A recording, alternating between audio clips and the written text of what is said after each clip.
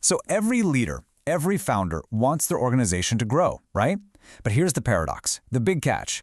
The very success that fuels your growth often creates these massive new problems that can make you stall out or, even fail completely. So in this explainer, we're going to build a practical playbook you can use to navigate that growth without everything breaking. Let's start with the big question. Why does success so often create these new, bigger, and way more complicated problems? I mean, think about it. That informal, scrappy, do-whatever-it-takes vibe that worked when you were a tiny startup, it just totally falls apart when you hit 100 employees.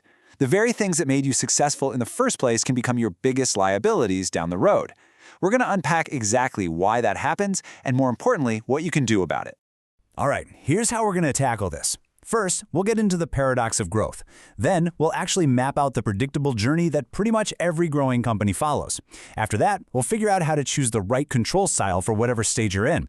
Then we'll learn to use 4 essential levers of control. And finally, we'll put it all together into one unified playbook.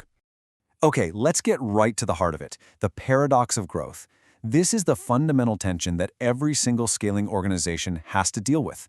See, the management style, the structure, even the culture that gets you from, say, 10 employees to 50 will almost certainly fail you on your way to 500. Growth isn't just about getting bigger, it's about evolving. And if you don't evolve, you seriously risk becoming a victim of your own success.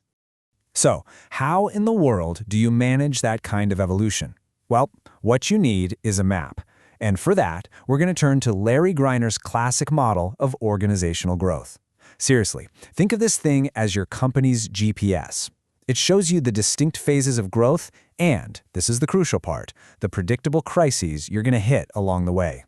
Now, Greiner's model is built on 2 really simple ideas. First, you have these long, calm periods of evolution, where your company grows pretty steadily with practices that are working.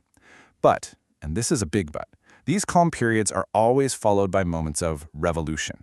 These are major crises, periods of turmoil that literally force you to change how you operate. So, you've got to forget about growth as some smooth upward line. It's much more like a series of steps and then these really dramatic jumps. And check it out, this diagram maps that whole journey perfectly. You start out with a focus on creativity, right? But that eventually leads to a crisis of leadership. To fix that, you bring in professional management and focus on direction. But all that efficiency creates a new problem. A crisis of autonomy. Your best people feel stifled and want more freedom.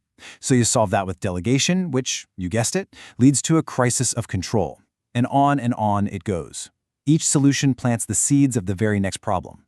The whole key here is being able to see that next crisis coming before it hits you. This table just makes that evolution crystal clear. Just look at phase 1, creativity. The structure is totally informal, and you're really just guided by market results. Did we sell stuff? But then, follow that all the way down to phase 4, coordination. Now, the whole structure is a formal line staff system, and it's controlled by super detailed plans and profit centers. You can really see how the focus, the structure, and the control systems all have to evolve together. You simply can't use phase 1 tools to solve phase 4 problems. It just won't work. Okay, so Greiner gives us the diagnosis. We now know what stage we're in and what crisis is probably lurking around the corner. But what are the right tools to actually solve it? For that, we turn to William Uchi's model. It's going to help us choose exactly the right control style for the job at hand. Uchi kicks things off with a really simple but powerful question. Do you know the exact result you want, or do you know the exact actions required to get there? Think about it. If you know the result, like hitting a sales target, but you're not sure about the exact path, you control by that result. But on the other hand, if you know the precise actions to take, like following a safety protocol, but the outcome is a little uncertain, then you control by making sure those actions are followed. But here's where it gets really, really interesting. What happens when there's so much uncertainty that you don't know the exact actions to take or the specific result you should expect? I mean, this happens all the time in super innovative or complex work. So how do you maintain any kind of control then? This is Uchi's genius. He gives us 3 mechanisms based on 2 key variables. How easy it is to measure performance, he calls that performance ambiguity, and how aligned everyone's goals are. So first, you've got markets. They work great when performance is clear, but goals might conflict. Think sales commissions. Then there's bureaucracies, which use rules and procedures. They work best when things are moderately unclear. But when performance is super ambiguous and really hard to measure, like in R&D, you need a clan. This is where you have to rely on deep-seated, shared values to make sure everyone is pulling in the same direction because you've worked really hard to get their goals perfectly aligned. All right, so we can diagnose our stage with Grainer and pick a control style with Uchi. Now we need a dashboard to manage it all in real time. And this is where Robert Simon's 4 levers of control come into play. It's an amazing framework for balancing all that creative, entrepreneurial energy you want to unleash with the risks you absolutely have to manage. Now, Simon's model isn't just some checklist. It's a dynamic system. You can see how all 4 of these levers connect right back to your central business strategy. They're not meant to be used one at a time. No, they work together, creating this healthy tension between empowerment and control that really drives a company forward. Let's start with the 2 levers that create that awesome dynamic tension. You've got belief systems. Think of this as the yang. They're positive, they're inspiring, they communicate your core values and your mission. Then you have the boundary systems. That's the yin. These are the rules of the game, the codes of conduct. So one tells people what to strive for, and the other one tells them where the cliffs are. You absolutely need both. Next up, we've got diagnostic control systems. Now, these are the tools you're probably already familiar with. Budgets, performance metrics, sales trackers. They're kind of like the dials on a cockpit dashboard. They measure your progress against goals and let you manage by exception, making sure you get predictable results. This is what most people think of when they hear the word control.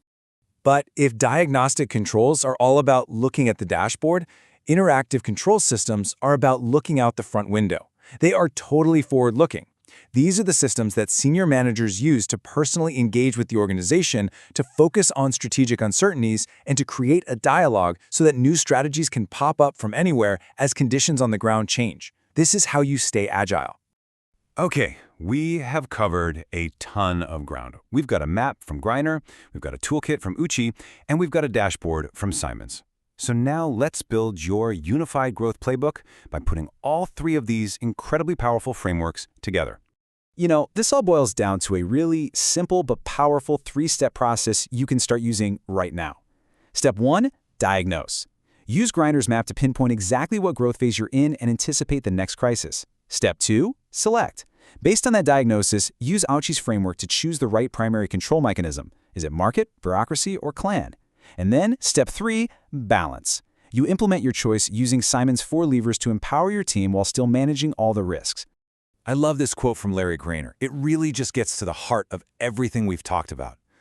The future of an organization is not determined by external forces, but rather by the history of the organization itself. Basically, your past decisions create your current structure, and that structure determines all of your future options. Understanding your own evolution, that is the key. So ultimately, your job as a leader isn't to just react to crises as they happen. It's to see these patterns of growth, to understand the inevitable revolutions that are coming, and to proactively design the systems and the structures that are going to carry your organization through the storm and into its next phase of evolution. These aren't just academic theories. They are your essential tools for building a company that actually lasts.